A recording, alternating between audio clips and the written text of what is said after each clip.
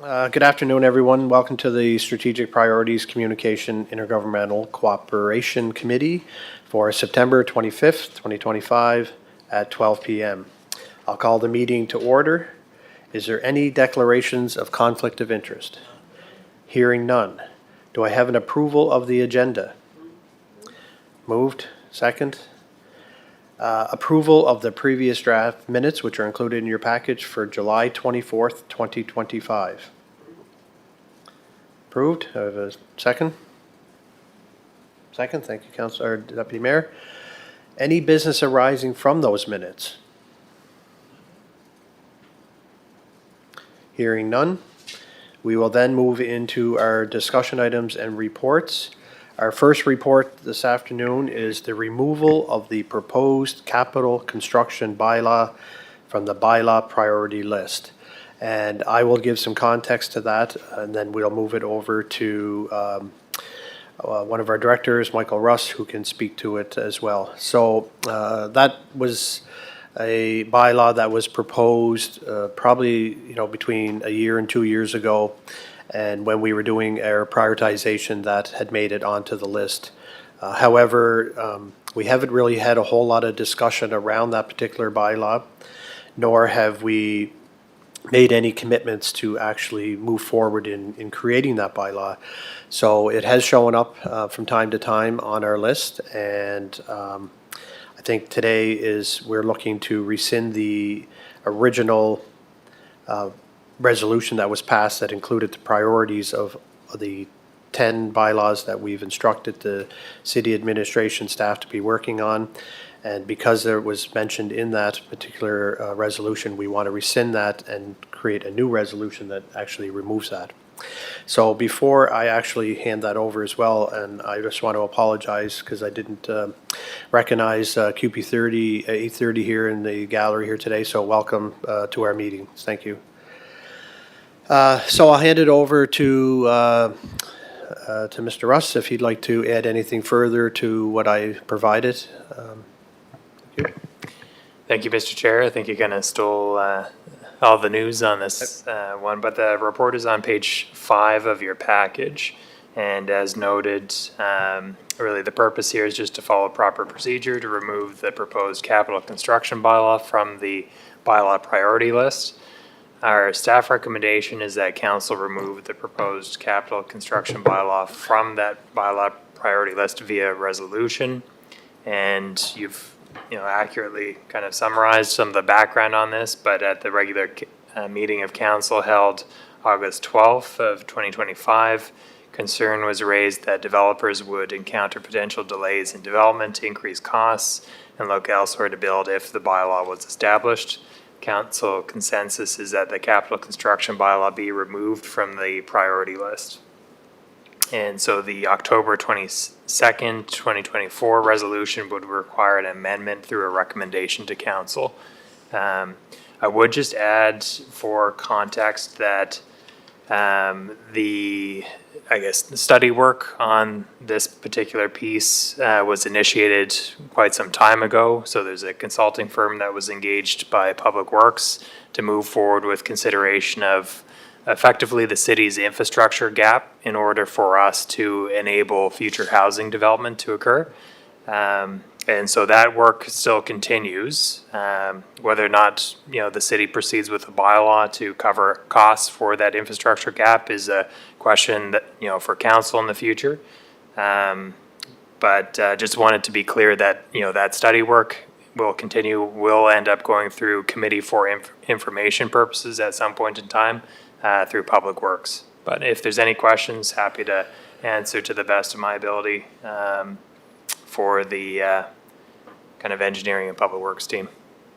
Thank you, Director Russ. I appreciate that additional context of kind of, the background over there. And I think there has been, some discussion around that and, and the studies that need to be done and understood a little bit better of what that may look like long-term for the city of Charlottetown, and from a public works perspective, a planning perspective, and then, of course, from a city council and where we want to go. So I think that work, should continue and have subsequent meetings or discussions. But for this particular time, we'll take that off as a recognition of the bylaw priorities that we're working on, because the perception is, I guess, there is that we're working on that bylaw when we're in fact not working on that at this point in time.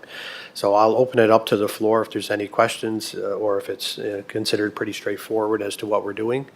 I don't want to get into the debate about the actual construction bylaw and what that merits behind that, because that's for a different committee. But anyways, I'll open up the floor. You have your, I don't see your mic there, but sorry, I missed that. Deputy Mayor? Thank you, Chair. And not to get into that bylaw or what it could look like down the road, but a little additional context on that.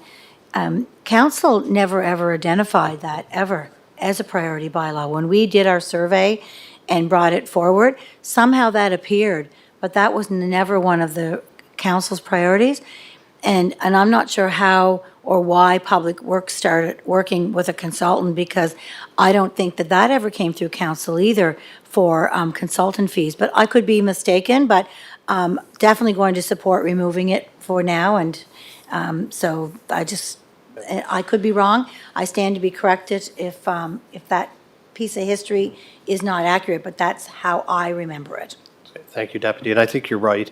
It certainly, I think it may have made its way on here in a way that it should have been probably caught at the very start. So I think we've noticed that and recognized that, hence why we're moving it. To your second point, I think we'll have to possibly look into that a little bit more. I don't recall as well as, us approving from a council perspective to move forward on any particular studies around that. So whether those studies are being done in a manner that does not require, from an operational perspective, still be nice to know where that is and how that's moving. So I think that would be a great topic for the Public Works Committee and/or the Planning Committee, because I don't know if those are two hand in hand. So, and of course, hopefully they're working together on that. So would that be satisfactory if we could move that to that committee for questioning? I have a comment. Oh, sorry. Yep. Yeah, so just to follow up, for a priority bylaw status report, Melanie presented at our July 23rd meeting, an update on and if you look at number 9, capital recovery, concept only. It was only a concept. There was no proposed bylaw. That's why I didn't think it was an issue. And, if we're looking at reviewing these bylaws, I'm going to ask for the next meeting, can we get an update, like where are we at with procurement bylaw, dangerous hazards? What was identified by a resolution back in October 22nd, 2024? I'd like to. So I can speak to that, Mayor Brown. So I did meet with Melanie, and we were talking about the things that we could achieve on today's agenda, given time constraints and the other topics. So she's well aware that I do want to have that on a regular cadence, to have updates on the bylaws as they're progressing through. So it was intentionally not on today's agenda for the purpose of the report that we're going to go through, that we knew would be taking up most time. So yes, that will be a regular cadence for this particular meeting. And the second point, Mr. Chair, is that the proposal for a capital recovery bylaw has been going for some time. We just kept asking to leave it out.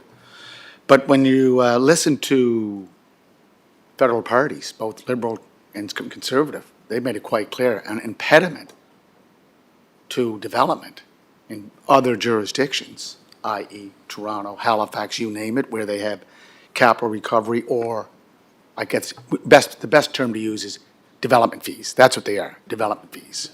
Let's get away from the capital recovery. It's a great way to put it, but the feds in both parties during the election, this recent election, asked, get rid of these. These are not the way to do business. These are an impediment. So we're going to tell the federal Liberals, we're not going ahead with it, so we need help otherwise. And I think, Michael, if you can address, what's another avenue that we can, or Mr. But Chair, I if just want to address your comment though, just before. So I think that is part and parcel to why we're doing this. I think that's another discussion, and we're welcome to have that at planning or public works. I think by virtue of what we passed here, the perception could be that we're working on a capital construction bylaw or a development fees bylaw, which we're not. So that's all we're trying to do is a housekeeping item here. So like I said, we can get into a 40-minute discussion No. on that topic. This is just a house cleaning. It's not being Yep. worked on. It's not one of our Yep. priorities. Yep. Let's remove it. And I think the conversation that you just brought up is one that needs to happen. It's probably at the public works level or the planning level. So I know you're asking him to go. yeah, but Mr. Chair, this is not a statute debate, don't tell me. This is about a issue regarding something that the feds want an answer from us. And the federal government is saying, okay, if you're not going to charge, if, we're telling the federal government, we're not going to charge development fees. How are you going to help us out in providing funding for infrastructure to build those developments? So if you don't want to address it now, I want to put it on the agenda for the next meeting. Not on this one. We're not putting it on this agenda, No. on this department's agenda. What's that? We wouldn't put it on this committee's agenda. Okay, so you wanted to go back to Public Works? 100%. We're just here because it was identified as a strategic priority and where we do, where these bylaws. So this is the, kind of one of these situations where do these things fall properly? Okay. And I'm trying to get them back to their proper, So I'm going to ask that, Michael, Yes, if we can I bring asked this that, up yep. at another Yep, meeting 100%. for the department responsible for it, which I think is Public Works? Oh, great, that's great. I'll be, and Love to have that and if it conversation. becomes a priority through a bylaw, we can bring it back through here as a Oh. strategic priority, I guess. So this is where the nuance of this department, I talked to you the other day about that. It's like really I have struggling your to terms figure of out- references right here. I know you do. I know you do. I'm not trying to not do things here. I think that is a great conversation that Oh, is yeah. more appropriate at Public Works and or planning. So I'll turn it over Appreciate to it. Director Thank you, sir. Russ for a quick. Thank you, update. Mr. Chair. And again, just to clarify, and I think you touched on this earlier, work hasn't proceeded on the actual bylaw. That's just really a funding mechanism. The work that has proceeded on the study side, the report side through Public Works and Engineering is really just getting a better understanding of our actual infrastructure gap to enable future growth. So that information will be coming forward through the appropriate committee, the Public Works Committee, once that work is complete. I just wanted to make sure that council is aware that work continues and will be wrapped up, but there's no effort as directed by council on this particular bylaw that's being referenced. Okay, thank you. So just before we wrap this up, Mayor Brown, just a quick question for you. On the terms of references for each of the committees, I'm wondering if because we have access to each of the committee folders, I'm wondering if we can get administration to put a copy of, and because I know we have other documents, CEO, that are up in our chair. If you can drop them into each of, so if I go to my folder right now for strategic priorities, the terms of reference isn't there. It'd just be a quick way to access it. I know we have it somewhere and I could dig deep for it, but if we could just have those in each of them, because we've done a great job in setting structure here that allows us to quickly access documents, so. Another document, Mr. Chair. Document could be under the OneDrive, terms of references for the committees. It's just Oh, I right. just said that, but you can But put not, it, you don't have to put it in each folder. oh, you want it just in one folder? Yeah. Yeah, we can put it in one folder, just say that listed as terms of references for It's all much better, committees. yeah. And then you can just quickly go in and find one spot. That's fine too. Yeah, okay. All right, thank you very much. So I appreciate the discussion on that. That was a great discussion. So we will support, do I have, are we putting a motion forward to move that to council with an updated resolution? I'll move it. Okay, thank you very much. All right, we're now going to move on to our second report, which is our strategic plan action items. So just to give some context to that, we, as the city of Charlottetown, have a strategic plan in place for the 2022 to 2026 term. And, there's been a lot of great work that has occurred across the city and through the administration to help move some of those action items forward. And Melanie who is here today to give us an update on that. So Melanie, I'm going to hand it over to you, and you're going to do a bit of a presentation for us on where we are with some of those items and talk about maybe what's outstanding and so on and so forth. So you and I had a great chat last week on trying to come up with a plan to present that here today. So I'm looking forward to your report. You can take it away. Are you presenting? No, you are presenting. Yeah, thank you, Chair Matard. I appreciate that. And I'm really thankful to be here with each of you today. This is an important topic, and I'm honored to be the one giving the update on a very monumental time frame for Charlottetown and the impacts that have been had through elected and staff from 2022 to 2026. As a follow-up from extensive and high-quality work that Carly did in 2022, alongside council, city departments, residents, and stakeholders, which resulted in the launch of the City of Charlottetown's first four-year strategic plan in July of 2022, which was then followed up with the launch of the action plan in January of 2023. The updates shared today were made possible through CAO McConnell's work in advancing the strategic plan forward in July, followed by updates and meetings with all city departments, a level of collaboration and support I've never quite seen before, but I see it in all work at the city: collaboration, support, hard work, and talent. And this is made possible through ongoing standing committee discussions, the open and transparent discussions on work and status that occurs at each, and the thoughtful deliberation of priorities, all of which resulted in 3 years of progress that is an honor to summarize today. So there is time at the end. I'll advance through this high-level presentation, touching briefly on key points as we move towards the more detailed progress report. As the city approaches the completion of year 3 of the 4-year action plan, what has been the progress, results, and impact? What work has been completed and what work is remaining? To answer these questions, today's presentation, Charlottetown's Strategic Progress, shares findings under the following 6 themes: the context within which strategic progress advanced, historic growth, the backdrop, supporting unprecedented challenges, the City of Charlottetown's population by 2024, the city's strategic plan development in 2022, highlights and impact from the last 3 years, and finally, a progress report on the 97 action items.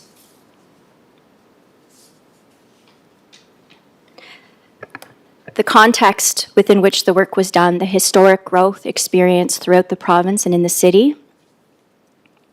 By 2024, the province had reached 179,301 residents.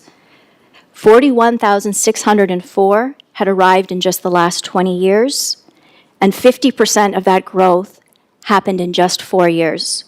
And the majority of that growth happened in the last 8 years. We experienced record level and then historic level growth within a short time, and it is municipalities that accommodate this growth. At the same time, the Charlottetown region grew at historic levels, reaching 93,877. That is just under 20,000 additional residents in this region within the last 8 years. What's notable in this is that this covers 46,000 resident taxpayers and almost 48,000 non-resident taxpayer neighbors that benefit from an urban core center such as what Charlottetown provides: the roads, the infrastructure, the events, the activities, the amenities. This growth was demonstrated in the province's data showing the level of traffic coming in and out of Charlottetown through Charlottetown's 5 major access points. In 2023, at these 5 major access points, there was an average of 107,414 cars per day. This population growth leads to a demand for services, shown here with the fire department, growing significantly during record level growth through 23% increase in calls, and suddenly in the last 4 years, an increase of 42.8% in calls to the Charlottetown Fire Department. This demand is also seen in Charlottetown Police Services data, showing a record 35% growth in demand for services and calls to police services within the last 4 years, and notably the exponential increase in calls related to mental health. During this historic time, we were also navigating unprecedented challenges. A few of these unprecedented challenges, but not all, were the housing supply and affordability crisis.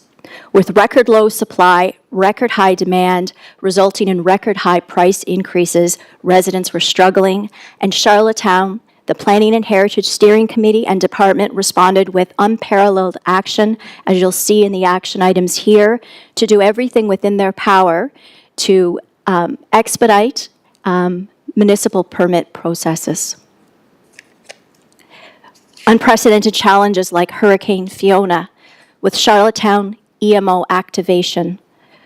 Charlottetown's EMO activation in response to Hurricane Fiona was led through fire services, governed by council, and was an all-hands interdepartmental disaster response that led to 250 emergency calls in a 9-day period, over 15,000 visits, resident visits, to one of Charlottetown's reception centers within 17 days, and unparalleled loss of trees, damage to homes, and cost to the city.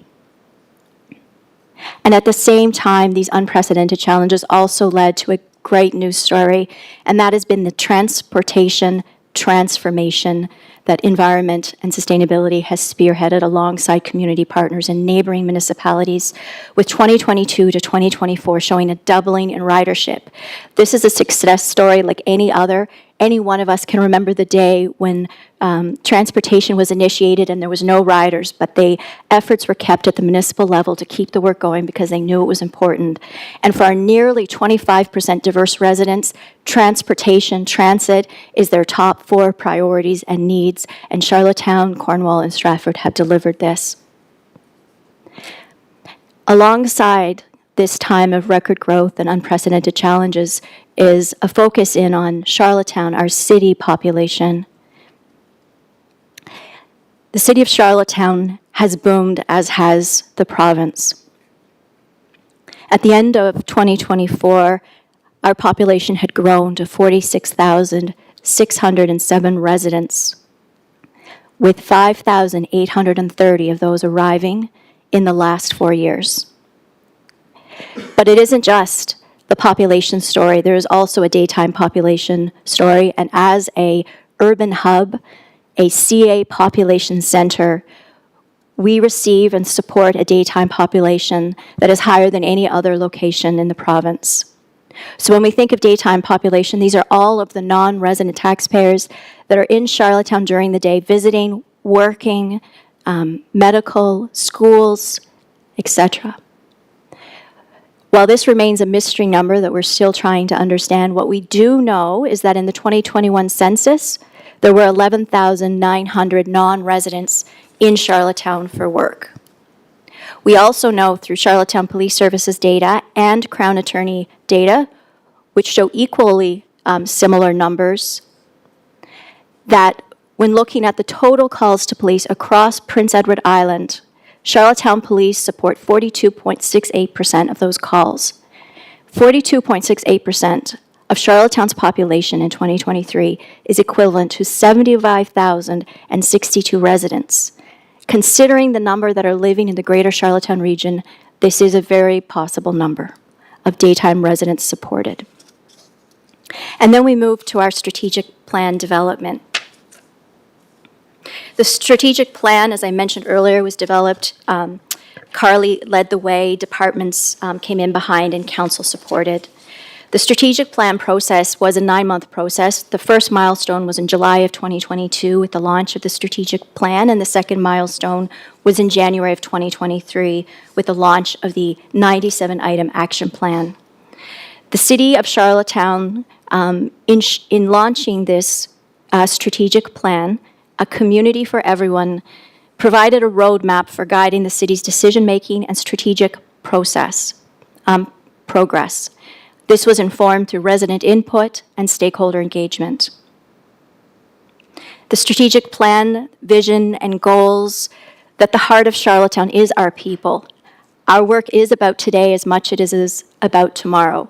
We are committed to collaboratively building a community for everyone, and these 4 pillars emerged for which all of the 97 actions fall under, falling under one of them, whether community building and placemaking, governance and civic engagement, inclusive economic growth, or infrastructure in the environment.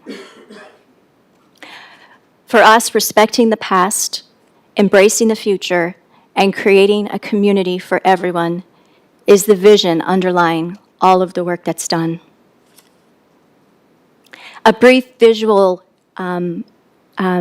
section here just to show some of the highlights and impact over the last 3 years. The development of the Simmons Sports Center, hosting the 2023 Canada World Games, the transit and transportation transformation, preserving Victoria Park shoreline for generations to come, the completion of the massive undertaking of the Eastern Gateway Project Phase 1, tactile mobile command and policing support, and a modular apartment, affordable apartments in Lower Malpeque. From events to festivals to world-class performances to community building happening at city infrastructure and sports, to the staff and volunteers that are out in the community working every day, whether beautifying our parks and green spaces or building the trees that were lost during Fiona. From teams to supporting each other to community events, to the infrastructure where community happens and sports infrastructure, namely, over these last 4 years.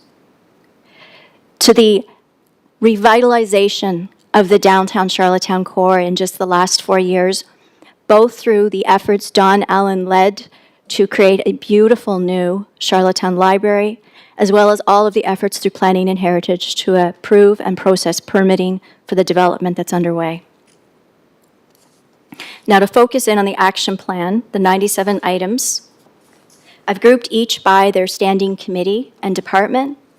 I'm going to speak to the high level, the highlights, and the quotes to just overview the impacts. And following this, I have the 2-page document where we can do a bit more of a deep dive, but I'll actually turn to the Chair, Matard, once we finish this presentation, and we can maybe move into some more of the detailed discussions. So the first, under strategic priorities, communications, and intergovernmental cooperation, we see administration, communications, and information technology. The items that they had said they would be working on over the last, now we're actually completing 2 years of this action plan and moving into 3 years. Highlights were the KPMG governance study and implementation, organizational reorg, bylaw renewal project, advancement of internal engagement work, Charlottetown Hall, and cybersecurity progress. And all of this is new and completed in the last 2 years. Quotes, appreciate the growth in staff resulting from the governance review and the impact of HR's work in the director, managers, and specialized positions for key business functions. Charlottetown Hall has been a great addition. Really appreciate all the work that's done on the high-quality annual community report and a new ticketing system streamlining the work internally. Both the GIS and IT help desk support and software updates to modernize and improve operations have been appreciated. Through environment and sustainability, launching the city's first climate action plan, transit fleet upgrade and ridership levels, 10-year public transit plan, AT plan nearing completion, ongoing tree restoration efforts following Fiona tree loss, and quotes, environment and sustainability has spearheaded Charlottetown's transportation, transformation, and the first climate action plan. This department consistently leads the way in securing significant external funding. And through human resources, they've concluded 2 very well done engagement surveys with employees, significant results in filling specialized positions and successfully supporting a long list of staffing needs across departments, leadership and performance progress and impacts, progress in recruitment and retention strategies. Some quotes were the significant impact in the police and fire recruitment efforts. The electronic payroll was appreciated early in this strategic plan cycle, and internal staffing and training has been wonderful. Within Parks and Recreation, some of the highlights, the work completed over these last few years: the Simmons Sports Center, the Victoria Park Shoreline Protection, an incredible list of sports infrastructure, tennis courts, pickleball, basketball court in partnership with community groups, and more. And this doesn't speak to all the events and impacts that they're having through those events and sports activities. These are just infrastructure focused. Quotes, Simmons is the community hub we've been hoping for. City leadership was demonstrated through protecting Victoria Park shoreline for generations to come. Parks and Rec is having tangible impacts on resident health, well-being, and sense of community through wide-ranging, high-interest, and often waitlisted sports activities and programming, and that the assistant manager has been a wonderful addition. Through planning and heritage, as touched on before, some of the highlights are the completion of the growth management study, the securing and ongoing work with the Housing Accelerator Fund, the official plan, zoning bylaw progress, and progress in the e-permit priority, and ongoing priority being placed on the Affordable Housing Incentive Program. Quotes, the Planning and Heritage Department and Standing Committee have been on the front lines responding to one of the most difficult housing situations our generation has ever seen. In consideration of the significance of need, they have quickly and compassionately taken action, advanced change, met one milestone after another, and have led the work required for accelerated and efficient municipal permit processes, while overseeing high-quality studies and then carefully applying recommendations to ensure responsible, sustainable, and smart infrastructure planning and development. And this has been an incredible amount of work with both the Standing Committee and other groups focused on the housing topic. And I have seen the Deputy Mayor at Standing Committee after Standing Committee representing this topic and speaking articulately on each of the priorities, why they're important and why they're advancing. And I see the work through the Planning and Heritage Department on this very important priority. With fire services, their highlights have been the completion of the Fire Underwriter Survey, a full EMO update, bylaw emergency plan training, MOUs, and has been wonderful news for expansion of the department, additional fire inspector, 3 firefighters, 2, which enabled a 4-platoon schedule, 4 management platoon chiefs, and exceptional recruitment and retention leading to growth within volunteer firefighters' capacity. And within police services, the highlights in the last few years has been their Safe Schools initiative, a plan for every school in Charlottetown, their standalone child exploitation response, e-watch, tactical response units, departmental advancement through recruitment innovation and new analyst position and comms roles. Quotes, police are on the front lines responding to historic societal challenges. We appreciate the significance of the work they do in removing illicit drugs from community circulation.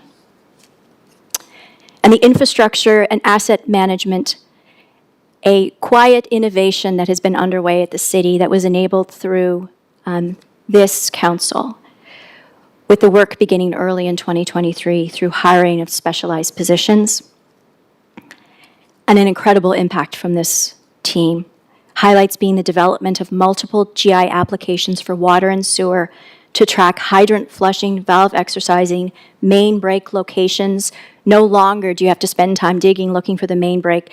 The GIS application allows them to immediately find the source of it and resolve it, improving efficiency on the field and in reporting.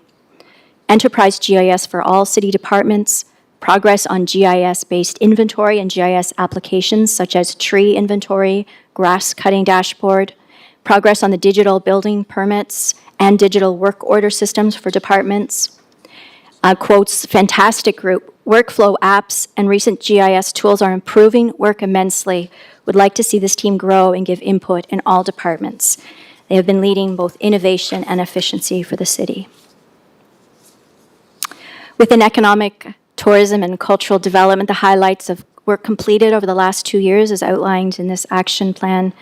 First was the 2023 Canada Winter Games, both building the infrastructure required to host it and then hosting the event. Investment profile, cultural policy, sports tourism strategy renewal, public art policy progress on the roadmap to reconciliation, and some great news just in the last year. There were accolades in the Maclean's magazine, as well as the Site Selection magazine, recognizing the city as one of the top 20 Canadian locations to invest. And in 2024, Charlottetown jumped over 70 places in ranking, making it to number 54 in the Globe and Mail's list of most livable cities. Both Maclean's magazine and the Globe and Mail identify our growth and population growth, but they specifically identify our events and culture and attractions as a destination, which is all the work led through economic development, economic tourism and cultural development. With finance, highlights have been ongoing results and impact despite staffing shortages. All city departments rely on frequent support and advice from the finance department. The procurement officer position, the procurement bylaw advancing, nearing completion, progress in exploring new accounting software to gain efficiencies in invoice processing and corporate reporting. And the last two, progress completed over the last 2 years, as outlined in this action plan, through Public Works, completed the Eastern Gateway Master Plan and Eastern Gateway Phase 1 intersection expansion, completed traffic studies and implemented impactful traffic light synchronization. This was the work of Riley, and in the words of one team, this is the type of work you don't notice, but if it wasn't done, you would. So there was a full deployment of traffic light synchronization, which is helping traffic as much as possible, understanding that traffic, it is only one solution, and that this team will have a lot of work in the future to expand on all of these major intersections in and out of Charlottetown. Completed the 5-year sidewalk capital plan and completing year 2 of implementation. Parking strategy is nearing completion. Completed the Beach Grove Road culvert replacement, Belvedere and St. Peter's Roundabout, and transportation master plans for University Avenue, West Royalty Commercial Area, and the North River Road traffic plan is nearing completion. This is an update from what you have in your package, a slight edit, and I'll send the updated document. I had it listed as completion, but it still has to go through committee to finalize that. But it is nearing the time it will move to committee. With water and sewer, the ongoing infiltration reduction, ongoing progress in water conservation. They've moved most remaining homes over to water meters early in this strategic plan cycle, and quotes, awarded best tasting drinking water in North America. No service disruption during Fiona, and this department leads ongoing and important work in expanding well field protection areas. So that's a summary of some of the highlights and progress by department, by standing committee over the last 2 to 3 years. And in closing,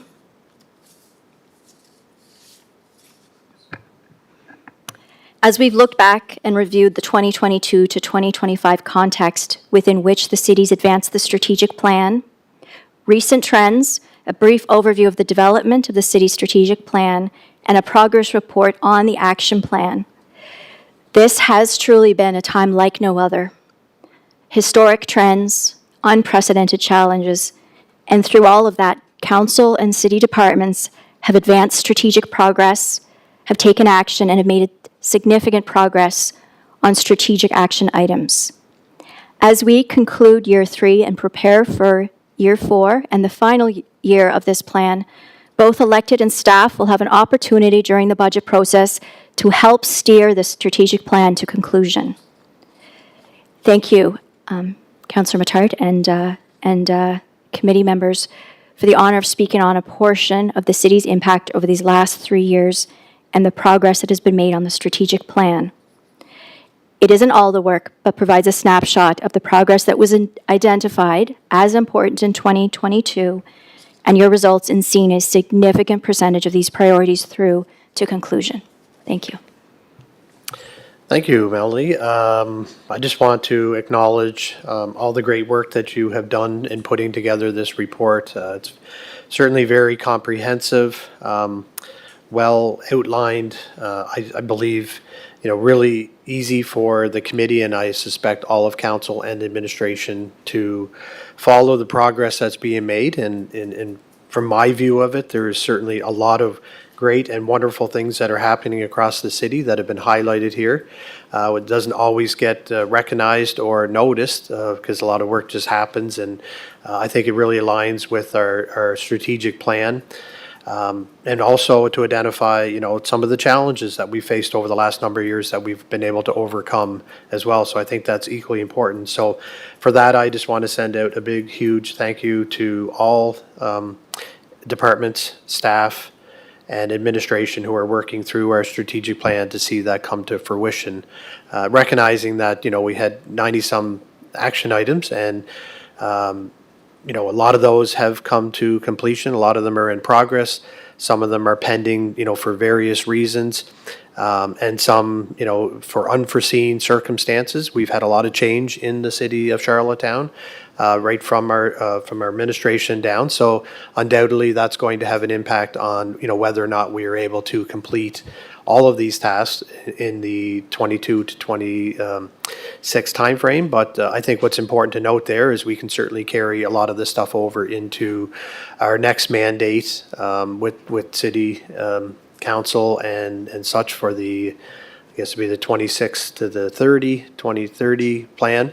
So again, thank you very much for that. I know it was a lot of work you put in, and we certainly have a lot of work to go forward. So we do have a few minutes remaining, and if I'd like to open up the floor, if there's any questions to myself or to Melanie, just in regard to the strategic plan. I know there are some departments here that are not here today to represent maybe some of the action items in there. And Melanie, I don't know if you can speak to those, or if we defer those if there's questions that are specific to a department. Nonetheless, thank you very much. It was well done. Thank you. Appreciate it. Mr. Chair, if I just can follow up, I want to thank Melanie. This is very comprehensive work that took this strategic plan that sort of went into cyberspace. We didn't hear a lot about it over the last couple of years, but you got it back around to check off the boxes, and I really want to say thank you for it. And I always go back to the motto, great things happen here because of our staff, and that's across all departments and utility, because we're here because of the great work that our staff does each and every day. But Melanie, could you just go back to the Charlottetown EMO activation slide? That was under the Hurricane Fiona. I just want to give it's Charlottetown EMO activation. Do you have that there? Yeah. So if you look at that, I sat around the table during this whole crisis with staff, and I can say that, yes, our fire services were there, but you know what? Our police services were working hand in hand. So I just want to duly note that, and I know our CAO, former chief of police, both at the time, Police Chief Brad McConnell and Fire Chief Tim Mamie conducted a very professional presentation that the city was in full control of what was happening. And I think the EMO, provincial EMO, were asking us, or reaching out to the city on how to, work with these best practices for the island-wide response. So I just wanted to note that. The other issue is that in the fall of 2005, when transit started here, there were councillors that were saying, we just got empty buses driving around. Well, you know what? They're not empty buses today, because the numbers reflect that it's 1.5 million users. And I give a lot of credit to Mike Cassidy and his team at Trias and T3, but also that immigration that has been very front and center here. And just looking at Census Canada, July 1st, 2025, reported a continued slowdown in population growth and population of Canada. The fastest growing province, Prince Edward Island. And British Columbia saw a population decrease. So I'm just coming from a conference, Mr. Chair, down at the Rod Hotel. It's the Atlantic Region Association of Immigrant Serving Agencies. And it's talking about how can we retain our new Canadians. I'm an immigrant. I'm an old immigrant. Okay? As I've said many times, and the deputy has quoted, we're fifth-generation Charlottonians, but we came from Oxbridge, Ontario, back in the mid-1800s, 1874 to be exact, but our family grew up there in the mid-1800s. So I'm of an immigrant family, but an old immigrant family.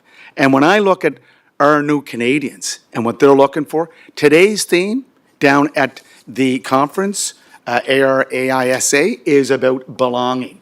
And one of the placemakers in our strategic plan is about, falls under the pillar community building and placemaking, create a multicultural city that is welcoming to both new residents and newcomers and which celebrates and honors the diversity of people and their traditions. And under inclusive economic growth, it also talks about continue to focus on population growth by attracting new residents, whether through immigration or in migration from other communities on and off the island. So you know what? We're touching all those buttons, but a sense of belonging is very integral to a community that is reaching out to new Canadians. So I think that we're on that pathway, and I appreciate, again, great work, Melanie, and I think that this is a great path forward. But you know what? Do we still have work to do? Yes, we do. And you know what? We will do that work. Thanks. Thank you, Mayor Brown, and certainly appreciate those sentiments for the work that Melanie and team have done in the city, corporation, and all the staff, that have contributed to this and the successes that we have to date. And we can't get lost in the fact that, we are coming to our final year of the strategic plan, and we need to start planning for our next strategic plan. And I think the comments that you just raised there in regard to our, our newcomers and our new citizens of Charlottetown, certainly will be highlighted in, it's already highlighted in this one, but it'll continue to be redefined as we go forward, and new understandings are happening around that topic. So thank you for that. I'd like to open it up to Councillor McKinnon, if you have a question or a comment. I don't think she has. Sorry if I missed you. Did you have a question? No. Okay. Oh, Okay, sorry. thank you. See, no, thank you, Chair. Thank you, Melanie, for a very thorough and comprehensive report. Very interesting to see some of the stats and stuff. The question is, the traffic plan, the master plans, is there a place that the public can go to see the results of these plans? Are they on the website? I'm just thinking North River Road traffic plan, it's complete. Is there a place that somebody can see My that? assumption is that they would be up on Charlottetown, is it charlottownhall.ca? Charlottetownhall.ca. If they're not, that would certainly be a great place for that. I think that's where a lot of our larger initiative projects that we're doing have been identified, and documentations on, like the Eastern Gateway Master Plan, some of these larger projects that we've done. So I can't say yes, it's up there, but that would be the most appropriate place, I think, for it. And then one more little question. Province House Master Plan, why is that falling under our public works? Okay, I'll hand over to Mel. I think I had That's all some I answer, got. but Thank Melanie, you. I think you might be a little bit more inclined to answer that. Thank you, Chair, through to Councillor McKinnon. So yes, you're right, the CADC is leading the Province House Master Plan, but there is also, it is within the city of Charlottetown, so there is also a role with the city in helping define direction, including Victoria Row. So they're there as a partner and to help inform direction as it moves forward. Yep, thank you. All good? I do have a Okay. question. Oh, sorry, Deputy Mayor Akoff. Thank you. Thanks, Trevor, Councillor McKinnon, for inspiring my follow-up question from yours. Through the chair to Melanie, if that's all right. This report that you shared with us today and presented, which was excellent, by the way, will this actually be as well placed on the Charlottetown Hall with direct links to where residents can look and find the information that goes with it, that shows how the metrics and the data became, why it's 50% done, why it's 75%, or why it hasn't started, et cetera, so that we can actually, because there will be residents that want to see the data to say, well, what did you do to make this done, or whatever. Like, I don't know if that's possible or if it's too much work, but it would be really interesting to have those links to be able to go on and link yourself to where and how this all came to be today. Thank you. From Councillor Matart to Deputy Mayor, that's a wonderful idea. I'll look into what's possible. And I'll also add on is that Jessica, the Senior Communications Leader, is going to build on this. She's got her community report, but additional work through the year, so we can really look back and celebrate. So there will be additional work through her, but I will look into that recommendation. Thank you. So thank you for Melanie for that. And I do want to add, Melanie and I did speak last week, and it was very interesting when we were going through this, and we were looking at it from two lenses. We're certainly here today from a committee level to report on updates to this. And naturally, I think we would look to probably schedule a separate kind of committee of the whole type meeting where we bring the rest of council in to do the same report. I think that's important as opposed to just sharing it. I think it's great when you you speak to it directly. So I would like to encourage that to happen at some point in time. And but also, as a result of this, we are actually also presenting and communicating to the public and to the citizens of Charlottetown. So we owe it to them as well to have more than just come watch this video here today.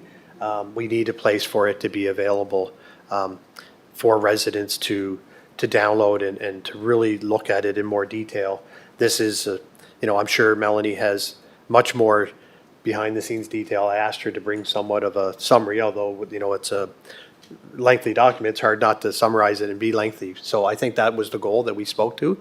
This is not just about council getting an update. This is about, we owe it to the residents of Charlottetown to also have that update as well. So that is what the plan is. So appreciate Jessica being here. And Jessica, I think what we can do is look to also how do we communicate this and align with your report that was not on today's agenda, but nonetheless, we do want to make sure that gets out there as well from the community report, and we'll tie these two things together. So. And Mr. Chair, if I just could add, I think our CAO has said many times, governing is about building relationships. We can't do it on our own. So working with other levels of government and our stakeholders is very important. I heard it down at this conference at the Rod Hotel, or Rod Charlottetown. We can't do it on our own. We must work together. So that's why fostering, building, and forging partnerships is vital. We saw it with HAF. We saw it with the Rapid Housing Initiative that Melanie referred to out there on the 144 prefab units on Malpeck Road. And I think Sue Fraser, who worked on both files, brought those two home because those files show that we can work together, and we have to because we cannot do it on our own. Thank you. Thank you. Okay, well, thank you very much, everyone. I think that will conclude our strategic plan action item update. So again, thank you, Melanie. Thank you, Mike, for your update. And thank you, Jessica, for attending here today and as continued as a member of our team from a communications perspective. So is there any new business arising? Not going to? Okay. We'll talk about that. No new business arising, so I will request for adjournment. 1 second. Thank you very much. Have a great afternoon, everyone.